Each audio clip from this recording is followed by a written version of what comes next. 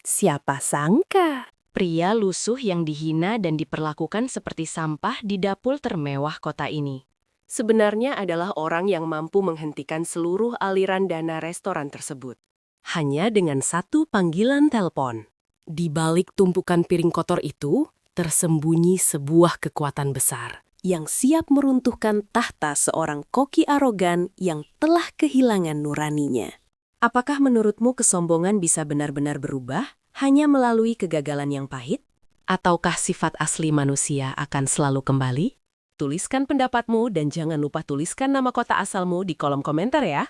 Sinar matahari Jakarta yang terik menyengat trotoar di depan restoran Lelit. Sebuah bangunan megah dengan pilar-pilar putih dan papan nama berlapis emas yang memancarkan kemewahan. Di depan pintu masuk kaca yang mengkilap, seorang pria bernama Budi berdiri dengan pakaian yang tampak sudah berkali-kali dicuci hingga warnanya memudar. Kemeja flanelnya yang agak kedodoran dipadukan dengan celana kain hitam yang sedikit mengatung. Ia menarik napas dalam-dalam, mencoba menenangkan debaran jantungnya sebelum melangkah masuk. Interior restoran itu sangat kontras dengan penampilannya.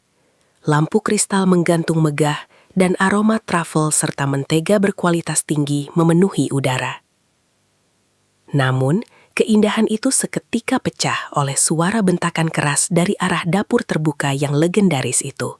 Chef Adrian, seorang pria dengan rambut klimis dan seragam koki putih tanpa noda, sedang melemparkan sebuah piring ke atas meja stainless steel dengan kasar.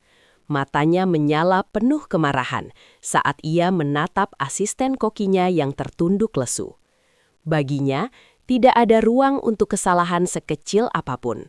Baginya, dapur adalah medan perang, di mana ia adalah rajanya. Ketika Budi melangkah mendekat dengan langkah ragu, Adrian menoleh dengan tatapan meremehkan yang sangat tajam. Ia memindai penampilan Budi dari ujung kepala hingga ujung kaki, lalu mendengus geli, seolah baru saja melihat sesuatu yang tidak pada tempatnya di istananya yang suci. Siapa yang mengizinkan peminta-minta masuk ke dapurku? Suara Adrian menggelegar, dingin dan penuh penghinaan. Ia menyilangkan tangan di dada, menanti jawaban dengan sikap yang sangat angkuh. Budi tetap tenang, meski tangannya sedikit bergetar saat menyodorkan sebuah map plastik sederhana yang berisi surat lamaran kerja. Ia menjelaskan dengan suara rendah namun mantap, bahwa ia melihat lowongan untuk posisi pencuci piring di pintu belakang. Adrian tertawa kecil, tawa yang tidak sampai ke mata, lalu mengambil map itu hanya untuk menjatuhkannya ke lantai tanpa membacanya sama sekali. Adrian mendekat, menginvasi ruang pribadi Budi dengan aroma parfum mahalnya yang menyengat. Ia berbisik bahwa orang-orang seperti Budi hanya akan mengotori estetika restorannya yang sempurna. Namun, tepat saat itu, manajer restoran datang dengan wajah pucat, membisikkan bahwa dua pencuci piring mereka baru saja mengundurkan diri secara mendadak karena tekanan kerja yang tidak manusiawi. Adrian mendengus kesal, menyadari bahwa ia tidak punya pilihan lain jika ingin restorannya tetap beroperasi malam ini. Dengan gerakan mengusir, ia menyuruh Budi segera ke belakang dan bekerja tanpa banyak bicara. Budi mengangguk kecil, memungut lamarannya dari lantai dengan tatapan mata yang sulit diartikan, sebuah kilatan misterius yang tersembunyi di balik kesabarannya. Dapur Lelit adalah labirin besi panas dan uap yang mendidih. Budi berdiri di depan wastafel raksasa, dikelilingi oleh tumpukan piring porselen tipis dan panci-panci tembaga yang berat. Air panas mengalir tanpa henti, membasahi tangannya yang mulai memerah. Namun ia bekerja dengan ketenangan yang tidak biasa bagi seorang pemula. Dari posisinya, ia bisa melihat segalanya. Ia melihat bagaimana Chef Adrian memperlakukan bahan-bahan makanan dengan ego, bukan dengan rasa cinta. Adrian seringkali membuang bagian-bagian sayuran yang sebenarnya masih sangat segar, hanya karena bentuknya dianggap tidak simetris sempurna menurut standarnya yang kaku. Suasana semakin tegang saat jam makan malam dimulai. Pesanan mulai masuk seperti rentetan peluru, dan Adrian berteriak tanpa henti, memberikan instruksi dengan kata-kata yang menjatuhkan mental bawahannya. Budi memperhatikan saat Adrian mencicipi sebuah kaldu lobster yang sedang disiapkan oleh seorang koki muda berbakat bernama Maya. Tanpa memberikan penjelasan mendalam, Adrian langsung meludahkan kaldu itu kembali ke tempat sampah dan memerintahkan Maya untuk memulainya dari awal dalam waktu 10 menit. Maya tampak hampir menangis. Tangannya gemetar saat memegang sendok. Sementara koki-koki lain hanya berani menatap lantai, takut menjadi sasaran amarah berikutnya. Budi terus menggosok piring, namun matanya tetap tertuju pada panci kaldu milik Maya. Ia tahu persis apa yang kurang dari cairan berwarna jingga itu. Bukan garam, bukan juga waktu masak, melainkan keseimbangan rasa asam yang bisa mengangkat aroma lautnya. Saat Adrian pergi ke depan untuk menyapa tamu-tamu VIP, suasana dapur sedikit melonggar, meski ketegangan masih terasa pekat di udara. Budi sengaja berjalan melewati area Maya untuk menaruh beberapa wadah bersih. Dengan gerakan yang sangat cepat dan halus, seolah-olah ia hanya sedang merapikan sesuatu, ia menjatuhkan potongan kecil kulit jeruk purut dan sedikit perasaan lemon rahasia ke dalam panci kaldu yang sedang mendidih itu. Maya tidak menyadari apa yang terjadi karena ia sedang sibuk mengambil bahan baru di ruang pendingin. Ketika Adrian kembali beberapa menit kemudian, ia langsung menuju panci tersebut dengan wajah siap untuk mengamuk lagi. Ia mengambil sendok perak, mencicipi kaldu itu dengan dahi berkerut, bersiap untuk mengeluarkan makian. Namun, gerakannya terhenti. Matanya membelalak sesaat, mengecap rasa yang tiba-tiba menjadi begitu kompleks dan sempurna di lidahnya. Adrian terdiam seribu bahasa, menatap kaldu itu dengan kebingungan yang nyata, sementara Budi kembali ke wastafelnya, menyembunyikan senyum tipis di balik uap air yang membumbung tinggi. Kabar tentang keajaiban kaldu lobster itu menyebar cepat di antara para staf dapur. Namun, Chef Adrian dengan cepat mengklaim bahwa itu adalah hasil dari instruksi terakhirnya yang baru saja dipahami oleh Maya. Ia tidak memberikan kredit sedikit pun pada asistennya. Malah semakin meninggikan dadanya, seolah ia adalah jenius tunggal di ruangan itu. Malam itu, restoran kedatangan tamu yang sangat spesial. Seorang kritikus makanan legendaris yang dikenal memiliki lidah paling tajam di negara ini, Bapak Handoko. Kehadirannya membuat seluruh staf dapur berkeringat dingin, kecuali Budi yang tetap tenang menyelesaikan tugasnya di pojok ruangan yang remang-remang. Adrian tampak sangat gugup. Ia mondar-mandir di depan meja saji, memastikan setiap helai garnis terpasang dengan presisi milimeter. Ia memasak hidangan utama sendiri, sebuah daging wagyu dengan saus reduksi wine yang rumit.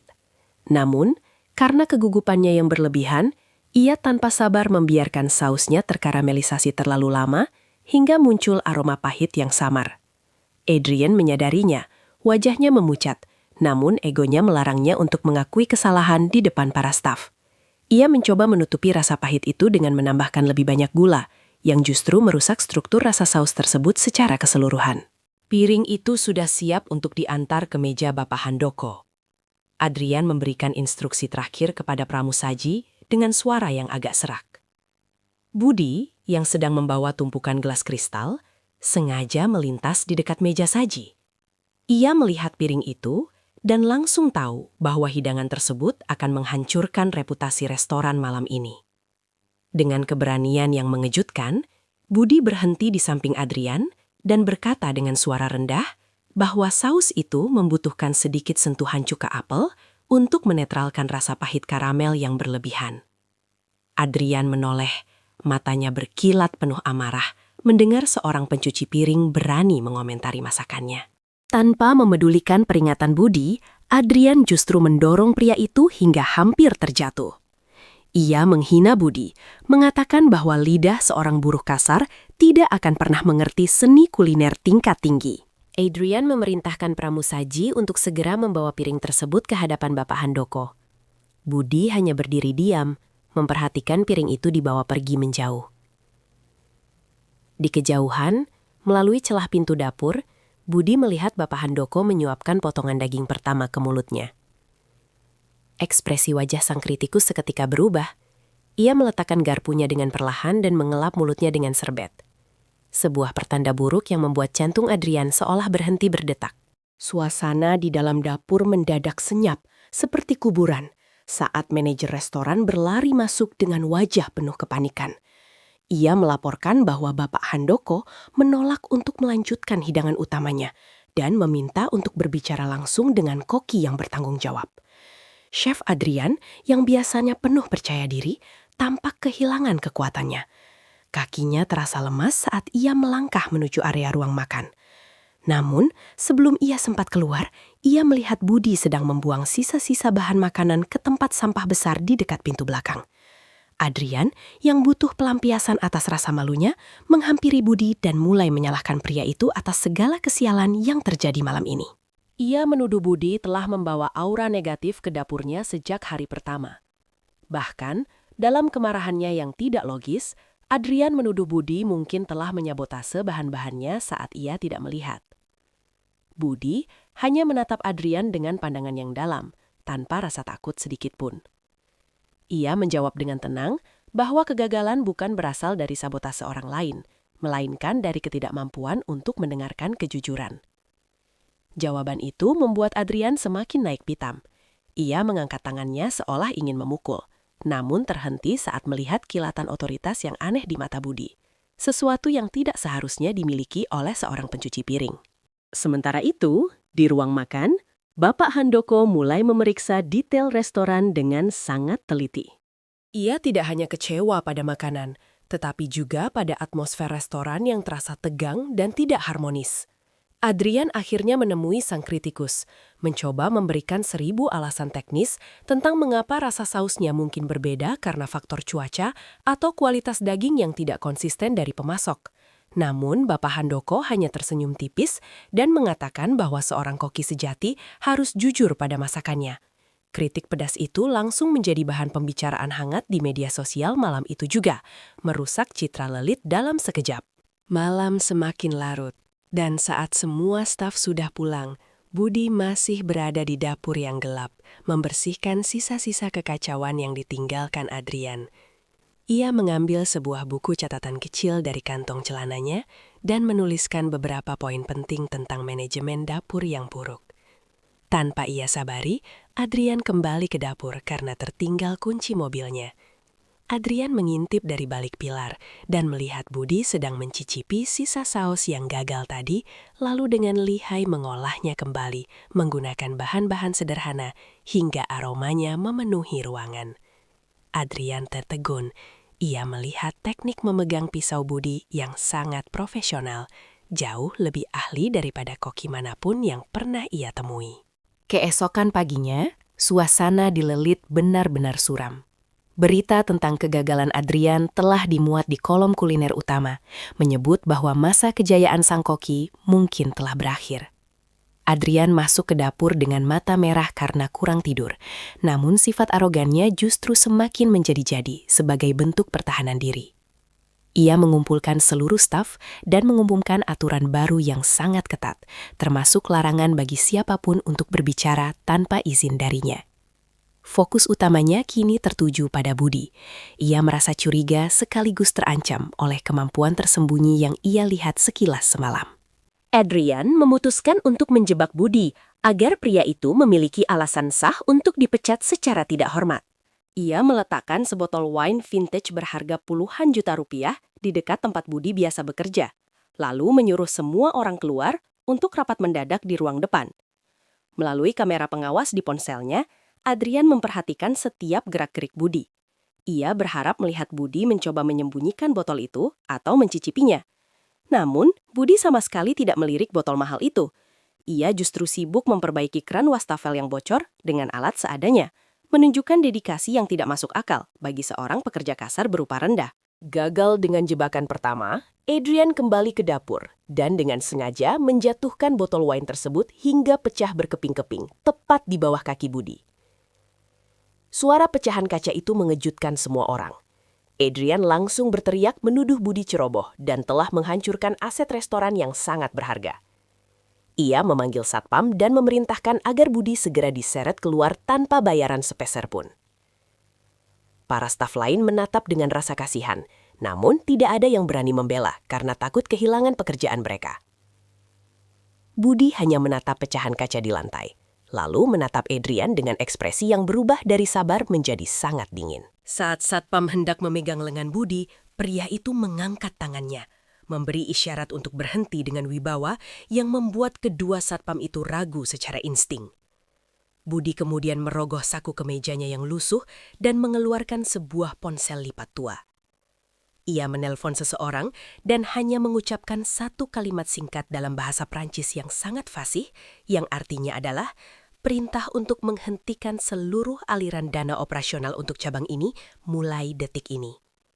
Adrian tertawa terbahak-bahak, menganggap Budi sedang berhalusinasi atau berpura-pura gila karena tertekan. Namun, tawa Adrian seketika terhenti saat ponsel pribadinya bergetar, menampilkan notifikasi darurat dari Bank Pusat tentang pembekuan aset perusahaan secara mendadak. Wajah Chef Adrian yang semula merah padam karena amarah, perlahan berubah menjadi pucat pasi seputih apron yang ia kenakan. Tangannya gemetar saat memegang ponsel pintarnya, mendengarkan suara petugas bank di seberang telepon yang mengonfirmasi bahwa seluruh akun operasional restoran Lelit cabang utama telah dibekukan atas perintah otoritas tertinggi perusahaan pusat. Ia mencoba berteriak, mengancam akan menuntut bank tersebut, namun suaranya tercekat di tenggorokan. Matanya beralih menatap Budi yang masih berdiri tegak di tengah kepungan satpam. Pria yang tadi ia hina sebagai buruh kasar itu kini menatapnya dengan pandangan yang begitu tenang. Seolah-olah seluruh kekacauan ini hanyalah sebuah permainan kecil yang sudah ia prediksi ujungnya.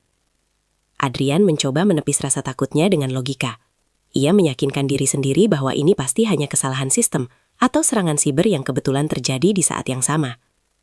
Ia kembali memerintahkan satpam untuk menyeret Budi keluar. Namun para petugas keamanan itu kini ragu. Mereka baru saja menyaksikan bagaimana seorang pria lusuh bisa berbicara dalam bahasa Prancis dengan nada memerintah yang begitu alami. Sebuah bahasa yang bahkan Adrian sendiri hanya menguasai istilah kulinernya saja. Atmosfer di dapur berubah seketika. Para koki yang tadinya sibuk bekerja kini berhenti, saling berbisik dan melirik ke arah Budi dengan penuh rasa ingin tahu.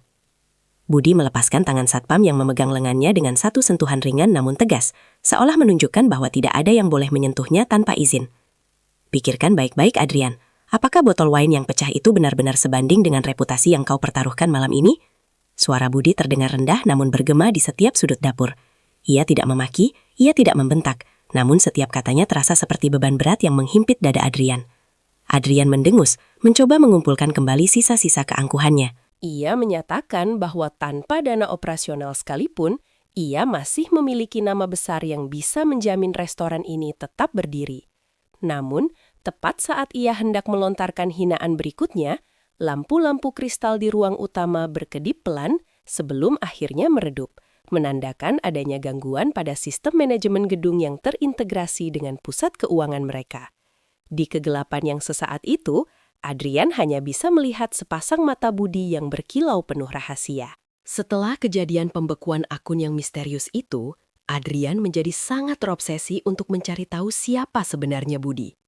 Ia tidak percaya bahwa seorang pencuci piring memiliki koneksi sekuat itu. Di tengah malam, saat restoran sudah tutup dan hanya menyisakan lampu keamanan yang temaram, Adrian menyelinap ke ruang loker staff. Ia mencari loker bernomor 42, milik Budi.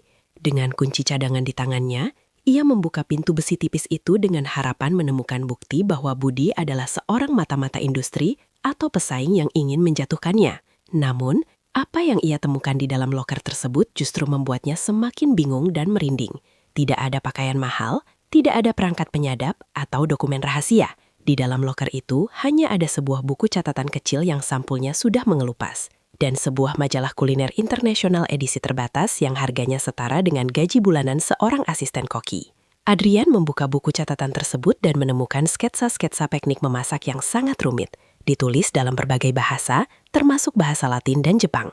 Ada catatan tentang suhu molekuler yang sangat spesifik untuk pengolahan protein, sesuatu yang bahkan Adrian pun masih kesulitan memahaminya. Di halaman terakhir, terdapat sebuah foto lama yang memperlihatkan seorang pria muda berdiri di samping pendiri Michelin star legendaris di Paris. Namun, wajah pria muda itu tertutup oleh noda tinta yang sengaja ditumpahkan. Keesokan harinya, Adrian memperhatikan Budi dengan cara yang berbeda. Ia melihat bagaimana cara Budi menyusun piring-piring kotor berdasarkan jenis materialnya, sebuah efisiensi yang hanya dimiliki oleh orang yang memahami struktur keramik dan porselen secara mendalam. Setiap kali Budi lewat, Adrian merasa seolah-olah ia sedang diawasi oleh seorang guru besar, bukan oleh seorang bawahan. Ia mencoba memprovokasi Budi dengan memberinya tugas yang mustahil, seperti membersihkan seluruh saluran pembuangan dapur sendirian dalam waktu 1 jam. Namun, Budi mengerjakannya tanpa keluhan, bahkan melakukannya dengan metode kimiawi sederhana yang membuat saluran itu bersih mengkilap tanpa menyisakan bau sedikitpun. Adrian mulai menyadari bahwa ia tidak sedang berhadapan dengan rakyat jelata, melainkan dengan seseorang yang menguasai dapur dari dasar hingga ke puncaknya. Rasa terancam yang dirasakan Adrian berubah menjadi kebencian yang mendalam. Ia merasa otoritasnya di dapur lelit mulai terkikis karena kehadiran Budi yang pendiam namun berpengaruh. Untuk menyingkirkan Budi secara permanen, Adrian merencanakan sebuah skenario yang lebih kejam. Ia tahu bahwa dalam waktu dekat akan ada inspeksi mendadak dari Dinas Kesehatan dan Keamanan Pangan. Adrian sengaja meletakkan beberapa bahan makanan yang sudah kadaluarsa di area penyimpanan dekat wastafel tempat Budi bekerja. Lalu ia menyembunyikan laporan inventaris asli agar Budi yang terlihat bertanggung jawab atas kelalaian tersebut.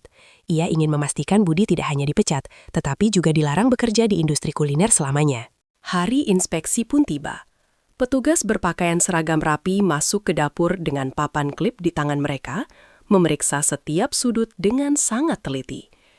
Adrian menyambut mereka dengan senyum palsu, mengarahkan mereka langsung ke area pencucian piring. Ia menunjuk ke arah tumpukan kardus di bawah meja Budi, berpura-pura terkejut saat menemukan bahan-bahan yang sudah tidak layak pakai di sana. Ia mulai berteriak di depan para petugas, menuduh Budi malas dan membahayakan nyawa pelanggan dengan menyimpan sampah di area bersih. Maya dan koki lainnya hanya bisa menunduk, merasa ada yang tidak beres, namun terlalu takut untuk bersuara melawan sang kepala koki yang sedang murka. Namun, saat petugas inspeksi membuka salah satu kardus tersebut, mereka tidak menemukan bahan makanan busuk seperti yang diharapkan Adrian. Sebaliknya, kardus itu berisi sampel tanah dan air yang sudah dikemas secara profesional dalam tabung reaksi. Budi melangkah maju dan menjelaskan dengan tenang bahwa ia sedang melakukan uji lab mandiri karena mencium adanya kontaminasi pada saluran air utama restoran yang bisa merusak kualitas masakan. Ia menyerahkan sebuah dokumen resmi yang menunjukkan bahwa bahan-bahan kadaluarsa yang dituduhkan Adrian sebenarnya adalah barang bukti yang sengaja ia amankan untuk dilaporkan ke pemilik pusat. Petugas inspeksi justru memuji dedikasi Budi, sementara Adrian hanya bisa berdiri mematung dengan wajah memerah, menyadari bahwa perangkap yang ia pasang justru menjerat lehernya sendiri. Reputasi Lelit semakin di ujung tanduk setelah ulasan negatif Bapak Handoko viral. Untuk menyelamatkan restorannya, Adrian mengundang salah satu anggota dewan direksi dari perusahaan induk untuk makan malam pribadi. Ia ingin membuktikan bahwa ia masih layak memimpin dapur mewah ini. Direktur tersebut adalah seorang wanita paruh baya yang sangat anggun dan perfeksionis, dikenal sebagai lidah emas di dunia bisnis kuliner. Adrian mempersiapkan menu paling ambisius yang pernah ia buat, Duo of Lamb dengan teknik memasak yang sangat teknis. Namun, tekanan yang begitu besar membuat fokus Adrian pecah. Ia terlalu banyak menggunakan garam pada saus pendampingnya, sebuah kesalahan fatal yang baru ia sadari saat hidangan sudah hampir disajikan. Di saat-saat kritis itu, Adrian melihat Budi sedang merapikan rak bumbu di dekatnya. Dengan ego yang hancur namun didorong oleh rasa putus asa, Adrian berbisik kepada Budi, menanyakan apakah ada cara untuk menyelamatkan saus tersebut tanpa harus membuatnya dari awal. Budi menatap Adrian dengan dingin, lalu mengambil sebuah botol kecil berisi ekstrak akar-akaran yang ia bawa sendiri. Ia menyarankan Adrian untuk menambahkan 2 tetes ekstrak tersebut dan sedikit parutan coklat hitam murni untuk menetralkan rasa asin tanpa mengubah warna sausnya. Adrian yang tidak punya pilihan lain mengikuti saran tersebut dengan tangan gemetar. Ia merasa sangat terhina karena harus meminta bantuan pada seorang pencuci piring yang selalu ia rendahkan. Hidangan itu akhirnya disajikan di depan sang direktur. Adrian menunggu di balik pintu dapur dengan peluh yang bercucuran. Ia melihat melalui celah kecil saat direktur itu menyuapkan potongan daging ke mulutnya. Ekspresi wanita itu yang semula datar tiba-tiba berubah menjadi penuh kekaguman. Ia memejamkan mata, menikmati harmoni rasa yang belum pernah ia temukan bahkan di restoran berbintang 3 lainnya.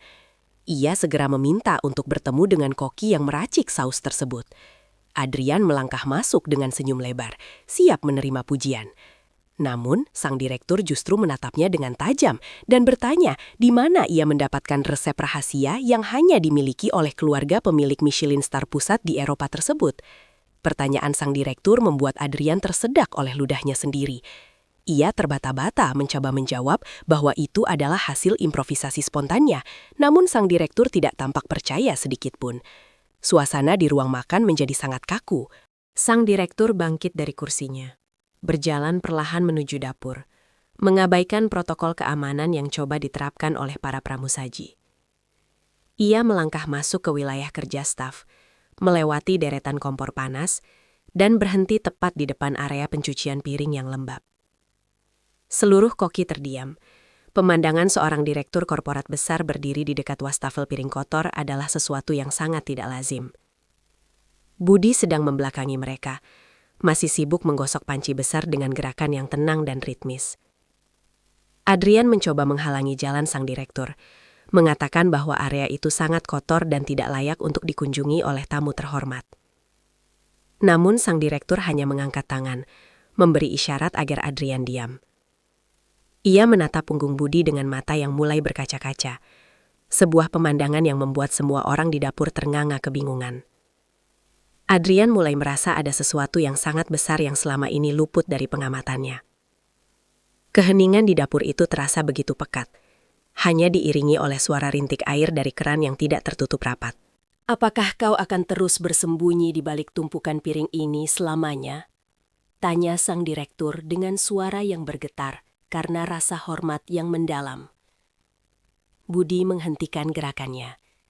Ia meletakkan spons di tangannya, mematikan keran air, lalu perlahan membalikkan badannya. Ia menyekat tangannya yang basah dengan sehelai kain putih bersih yang selalu ia simpan di saku belakangnya. Untuk pertama kalinya, Budi berdiri tegak dengan penuh wibawa, menatap sang direktur dengan senyum tipis yang penuh kehangatan, namun syarat akan kekuasaan. Adrian yang berdiri di antara mereka merasa dunianya seolah runtuh saat melihat sang direktur tiba-tiba membungkukkan badannya dengan sangat rendah di hadapan sang pencuci piring. Keheningan di dapur Lelit terasa begitu menyesakan, seolah oksigen di ruangan itu baru saja disedot habis. Chef Adrian menatap tidak percaya saat direktur utama, Ibu Sofia, masih membungkuk hormat di depan Budi, pria yang baru saja ia caci maki sebagai sampah masyarakat. Adrian mencoba melangkah maju, namun kakinya terasa seberat timah. Lidahnya keluh saat ingin memprotes, sementara para staf dapur lainnya hanya bisa berdiri mematung dengan mata membelalak. Budi, yang selama ini hanya dikenal sebagai pencuci piring pendiam, mengusap tangannya dengan kain serbet tua, lalu mengangguk kecil kepada Ibu Sofia agar wanita itu kembali berdiri tegak. Bangunlah, Sofia. Tidak perlu formalitas berlebihan di tempat yang penuh noda ini. Suara Budi terdengar berbeda. Bukan lagi nada rendah seorang buruh, melainkan suara berat seorang pemimpin yang terbiasa memegang kendali atas ribuan nasib karyawan. Ibu Sofia berdiri, namun kepalanya tetap tertunduk sebagai tanda hormat. Ia menjelaskan kepada seluruh orang di ruangan itu bahwa Budi adalah pemilik tunggal dari grup kuliner yang menaungi Lelit, seorang jenius kuliner yang telah pensiun dari sorotan publik untuk mengawasi langsung kualitas jaringan restorannya secara rahasia. Adrian merasakan dunianya berputar hebat. Semua penghinaan, jebakan, dan makian yang ia lontarkan kepada Budi kini berputar kembali di kepalanya, seperti bumerang yang siap menghantamnya. Budi berjalan perlahan mengitari dapur, menyentuh permukaan meja stainless steel dengan jarinya yang masih kasar karena air sabun. Ia berhenti tepat di depan Adrian, menatap lurus ke dalam mata koki yang kini gemetar hebat itu. Budi berkata bahwa ia sengaja datang sebagai pencuci piring, karena ia mendengar bahwa Lelit telah kehilangan jiwanya demi mengejar prestise semata. Ia melihat bagaimana Adrian memperlakukan bawahan, bagaimana ego mengalahkan rasa, dan bagaimana kejujuran dibuang ke tempat sampah. Adrian mencoba membela diri, mengatakan bahwa ia melakukannya demi mempertahankan bintang Michelin mereka. Namun Budi hanya tersenyum dingin dan mengeluarkan sebuah amplop hitam dari balik saku kemeja flanelnya yang lusuh. Budi meletakkan amplop hitam itu di atas meja saji dengan perlahan, namun suaranya terdengar seperti dentum palu hakim di ruang sidang. Ia mengumumkan bahwa mulai saat ini, Lelit berada dalam status audit total di bawah pengawasannya langsung. Ia memerintahkan seluruh staf untuk tidak meninggalkan dapur. Suasana menjadi semakin mencekam saat Budi mulai memanggil satu persatu koki untuk berbicara. Ia tidak menanyakan tentang resep, melainkan tentang bagaimana perasaan mereka bekerja di bawah kepemimpinan Adrian. Satu persatu, rahasia gelap dapur itu terungkap. Mulai dari jam kerja yang tidak manusiawi, hingga tindakan penindasan yang dilakukan Adrian setiap kali ia merasa terancam oleh bakat orang lain. Maya, asisten koki yang sering menjadi sasaran amarah Adrian, akhirnya memberanikan diri untuk bersuara. Dengan suara bergetar namun pasti, ia menceritakan bagaimana Adrian sering mengambil kredit atas ide-ide masakannya, dan bagaimana Adrian sengaja merusak moral tim demi menjaga posisinya tetap tak terpoyahkan. Adrian mencoba menginterupsi, berteriak bahwa Maya adalah pembohong yang tidak tahu berterima kasih. Namun satu tatapan tajam dari Budi langsung membungkam mulutnya. Budi mencatat setiap kata dengan saksama. Wajahnya yang biasanya ramah, kini berubah menjadi topeng keadilan yang sangat dingin. Ia menyadari bahwa kerusakan di restoran ini jauh lebih dalam daripada sekadar saus yang terlalu asin. Di tengah interogasi tersebut, seorang pria asing dengan setelan jas abu-abu masuk ke dapur tanpa permisi. Pria itu membawa tas jinjing kulit dan kacamata hitam yang tampak mahal. Ibu Sofia tampak terkejut melihat kedatangan pria itu dan membisikkan sesuatu kepada Budi. Ternyata, dia adalah perwakilan dari Komite Internasional Michelin Star yang melakukan inspeksi mendadak berdasarkan laporan ketidakpuasan pelanggan yang melonjak drastis. Adrian merasa jantungnya seolah berhenti berdetak. Ini adalah mimpinya, sekaligus mimpi buruknya. Budi menatap sang inspektur, lalu menatap Adrian, dan memberikan sebuah tantangan yang akan menentukan segalanya. Adrian harus memasak satu hidangan terakhir untuk membuktikan bahwa ia masih layak disebut seorang koki. Namun kali ini, tanpa boleh memberikan instruksi tunggal pun pada bawahannya. Dapur Lelit kini berubah menjadi arena pembuktian yang sangat menegangkan. Sang inspektur Michelin duduk di sebuah meja kecil yang disiapkan khusus di area dapur, mengamati setiap gerakan dengan mata setajam elang. Chef Adrian berdiri di depan kompornya, namun tangannya yang biasanya cekatan, kini terlihat sangat canggung. Tanpa kemampuannya untuk berteriak atau menyalahkan orang lain, ia tampak kehilangan arah. Ia mencoba membuat hidangan andalannya, seared scallops dengan truffle foam. Namun tekanan mental dari tatapan Budi yang terus mengawasinya, membuat fokusnya hancur keping-keping. Keringat dingin mengucur di dahinya, jatuh ke atas lantai dapur yang tadi pagi ia suruh Budi bersihkan dengan sikat gigi. Budi berdiri di pojok ruangan, menyilangkan tangan di dada, memperhatikan bagaimana Adrian mulai melakukan kesalahan dasar. Adrian lupa mengontrol suhu wajan, membuat mentega yang ia gunakan mulai hangus dan mengeluarkan aroma pahit. Saat ia mencoba memperbaiki sausnya, botol garam di tangannya tergelincir, menumpahkan isinya ke dalam kuali. Adrian hampir saja meledak dalam amarah dan ingin melemparkan piringnya. Namun ia teringat bahwa Budi dan sang inspektur sedang memperhatikannya. Ia terpaksa menyajikan hidangan yang ia tahu jauh dari sempurna. Dengan tangan yang gemetar, ia meletakkan piring itu di depan sang inspektur, berharap keajaiban akan menyelamatkannya kali ini. Sang inspektur memotong daging kerang itu dengan sangat lambat. Setiap detik terasa seperti 1 tahun bagi Adrian. Saat suapan pertama masuk ke mulut sang inspektur, wajah pria itu langsung berkerut karena rasa pahit dari mentega yang hangus dan rasa asin yang berlebihan. Sang inspektur meletakkan garpunya, meminum air putih untuk menetralkan lidahnya, dan menoleh ke arah Budi. Ia menyatakan bahwa Lelit bukan lagi restoran bintang 1, melainkan sebuah dapur yang kehilangan identitasnya. Adrian jatuh terduduk di lantai. Harga dirinya hancur berantakan di depan semua staf yang selama ini ia tindas. Namun, Budi melangkah maju ke depan kompor, mengenakan apron kainnya kembali, dan meminta izin kepada sang inspektur untuk menyajikan sesuatu yang berbeda. Budi mulai bergerak di dapur dengan kelincahan yang memekau semua orang. Ia tidak membutuhkan alat-alat canggih atau bahan-bahan mewah yang selama ini diagung-agungkan Adrian. Ia hanya mengambil sisa sayuran segar yang hampir dibuang, sedikit kaldu tulang yang ia siapkan secara diam-diam tadi pagi, dan bumbu-bumbu sederhana dari pasar tradisional. Gerakannya sangat ritmis, hampir seperti sebuah tarian kuliner yang penuh dengan rasa hormat terhadap bahan makanan. Aroma yang mulai tercium dari kuali Budi sangat jauh berbeda dengan masakan Adrian. Aroma itu membawa kehangatan, kejujuran, dan kelezatan yang murni. Para staf dapur menonton dengan takjub, menyadari bahwa inilah alasan mengapa pria ini menjadi pemilik kerajaan kuliner terbesar.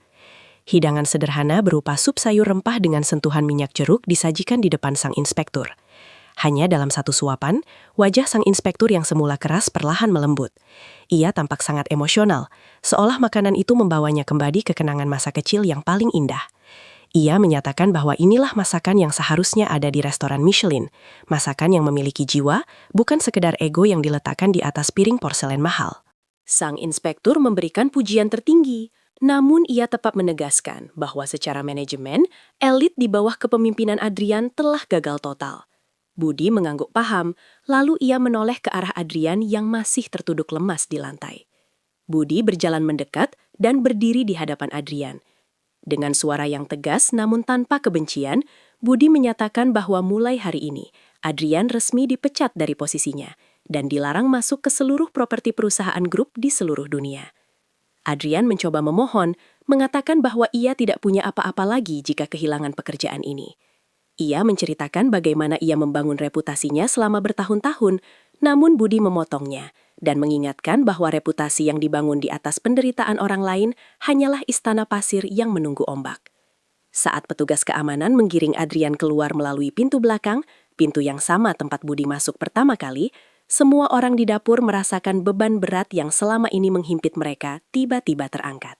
Restoran Lelit ditutup untuk sementara waktu guna melakukan pemulihan internal dan perubahan budaya kerja. Budi menunjuk Maya sebagai kepala koki sementara, memberikan tanggung jawab besar kepada wanita muda yang berbakat itu untuk memimpin tim dengan penuh kasih sayang. Namun cerita tidak berakhir di sana. Beberapa minggu kemudian, Budi mendatangi sebuah warung makan kecil di pinggiran kota yang kumuh. Di sana, ia melihat Adrian yang kini penampilannya sangat berantakan. Rambutnya tidak lagi klimis dan ia mengenakan kaos oblong yang sudah kusam. Adrian sedang mencoba melamar pekerjaan sebagai tukang masak di warung tersebut. Namun pemilik warung menolaknya karena menganggap Adrian terlalu sombong dengan gaya bicaranya yang tinggi. Budi mendekati Adrian yang sedang duduk lesu di pinggir jalan. Adrian terkejut dan merasa sangat malu melihat kehadiran mantan bosnya itu. Ia mengira Budi datang untuk mengejeknya lebih lanjut atau untuk memastikan kehancurannya. Namun, Budi justru duduk di sampingnya di atas trotoar, memberikan sebotol air mineral kepada Adrian. Budi berkata bahwa kegagalan terbesar seseorang bukanlah saat ia kehilangan hartanya, melainkan saat ia kehilangan kemampuannya untuk belajar dari kesalahan. Ia menawarkan sebuah kesempatan terakhir bagi Adrian. Sebuah tawaran yang membuat mata Adrian berkaca-kaca, karena tidak menyangka masih ada pintu yang terbuka untuknya setelah semua kejahatan yang ia lakukan. Kesempatan itu bukanlah posisi koki di restoran mewah, melainkan sebuah posisi sebagai asisten di dapur panti asuhan yang didanai oleh yayasan milik Budi. Budi ingin Adrian belajar memasak untuk orang-orang yang benar-benar membutuhkan makanan untuk bertahan hidup, bukan untuk orang kaya yang mencari gengsi. Adrian harus mulai dari bawah, membersihkan lantai, mencuci piring, dan menyiapkan bahan makanan tanpa ada gelar chef di depan namanya. Budi menyerahkan sebuah spons cuci piring yang sudah agak aus ke tangan Adrian. Spons yang sama yang digunakan Budi saat ia bekerja di Lelit. Adrian menatap spons itu dengan tangan gemetar, menyadari bahwa perjalanan panjangnya untuk menjadi manusia sejati baru saja dimulai dari sebuah wastafel kotor. Dapur panti asuhan Cahaya Kasih sangat jauh berbeda dengan kemegahan elit. Di sini tidak ada lampu kristal, tidak ada lantai marmer, dan yang pasti tidak ada asisten yang siap sedia menjalankan perintah dalam sekejap mata. Chef Adrian berdiri di depan sebuah kompor gas 2 tungku yang catnya sudah mengelukas. Di tangannya ia memegang sebuah pisau dapur biasa yang agak tumpul. Sangat jauh dari set pisau artisan miliknya yang berharga ribuan dolar. Udara di ruangan itu terasa panas dan pengap, hanya dibantu oleh sebuah kipas angin dinding yang berderit setiap kali berputar. Adrian menatap tumpukan wortel, buncis, dan tempe di atas meja kayu yang sudah tua dengan pandangan kosong. Merasa seperti orang asing yang terdampar di planet lain. Tugas pertamanya adalah menyiapkan makan siang untuk 40 anak yatim piatu dalam waktu 2 jam. Tanpa peralatan modern, Adrian merasa kehilangan kekuatannya. Ia mencoba memotong sayuran dengan kecepatan tinggi seperti biasanya, namun pisau tumpul itu justru membuatnya kesulitan dan hampir melukai jarinya. Rasa frustrasi mulai merayap di dadanya. Ia terbiasa bekerja dengan presisi milimeter, namun di sini ia bahkan tidak memiliki timbangan dapur yang akurat.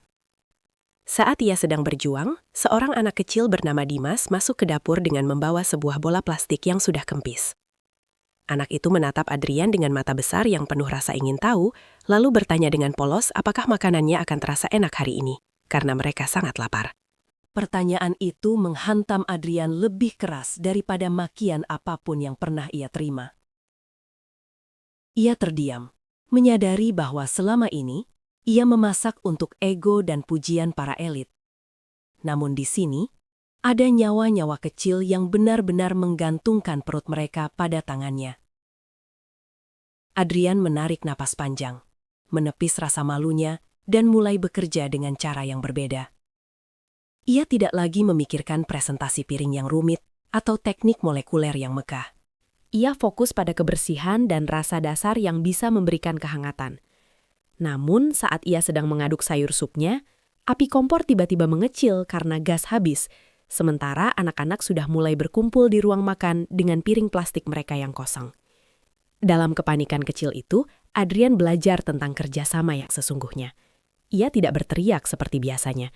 Ia berlari keluar, mencari bantuan dari pengurus panti dengan sopan, sesuatu yang sebelumnya tidak pernah ada dalam kamus hidupnya.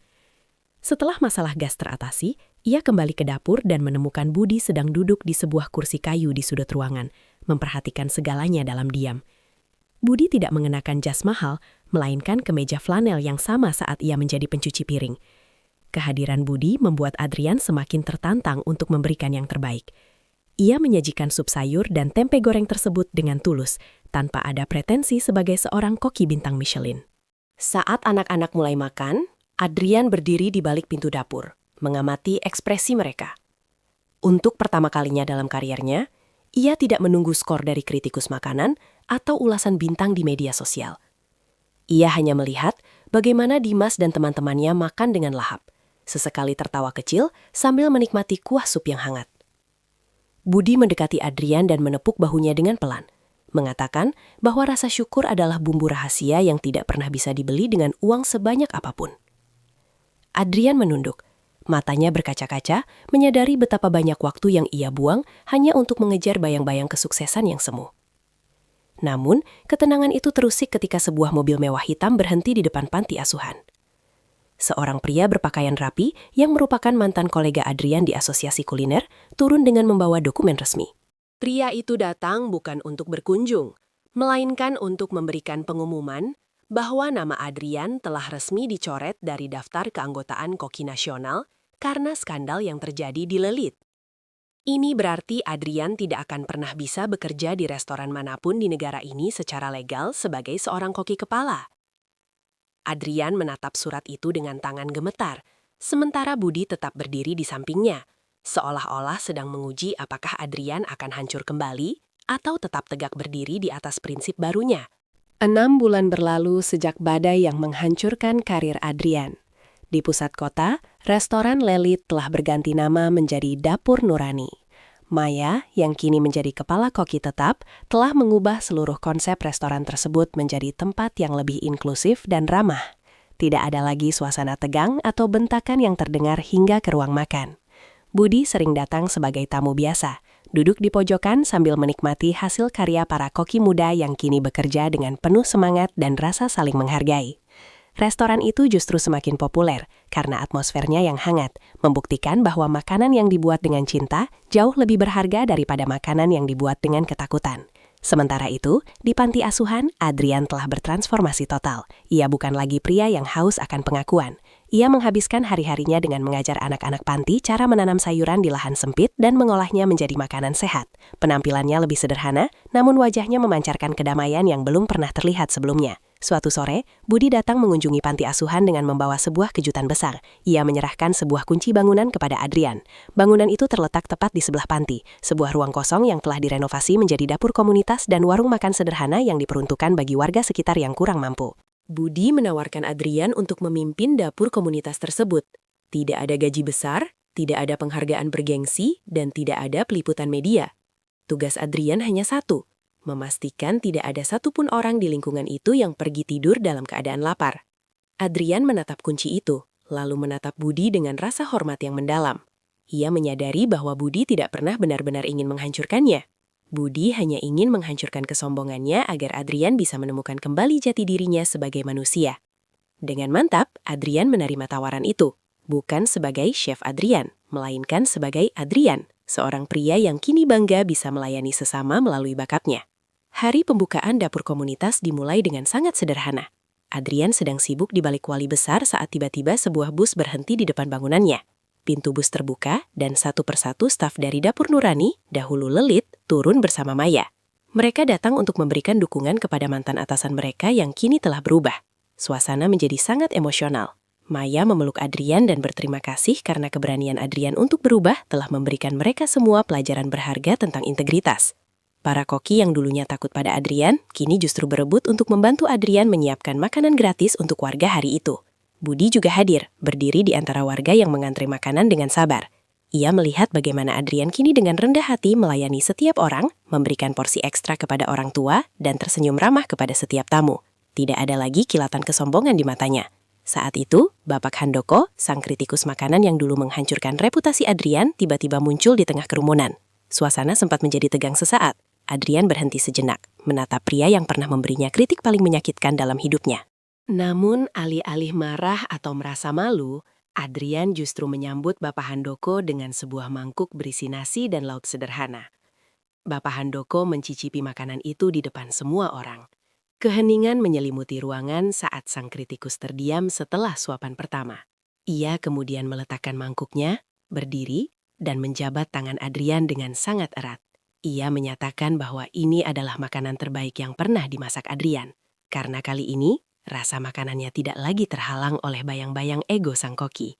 Bapak Handoko berjanji akan menulis sebuah kolom khusus, bukan tentang restoran mewah, melainkan tentang perjalanan seorang manusia yang menemukan kembali hatinya di dalam sebuah mangkuk makanan sederhana. Di sudut ruangan, Budi tersenyum tipis, menyadari bahwa misinya telah selesai dengan sempurna. 1 tahun kemudian, dapur komunitas yang dipimpin Adrian menjadi model bagi banyak tempat lain.